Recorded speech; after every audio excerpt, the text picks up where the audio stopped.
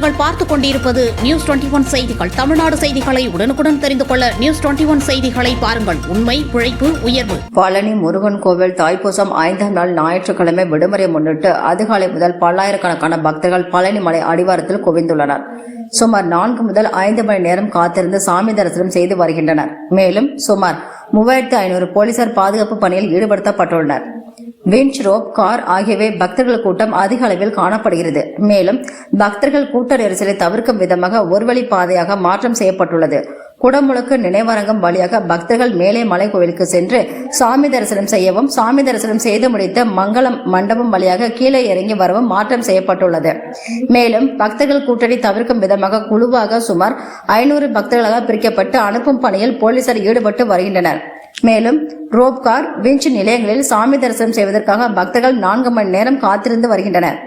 அடிவாரம் கிரிவீதி பகுதியில் பக்தர்கள் நேர்த்தி கடன் செலுத்துவதற்காக பால் காவடி, பன்னீர் காவடி, புஷ்ப காவடி என பல வகை காவடிகள் எடுத்து வந்து ஆடி பாடி மலைக்கோவில் சென்று சாமி தரிசனம் செய்து வருகின்றனர்.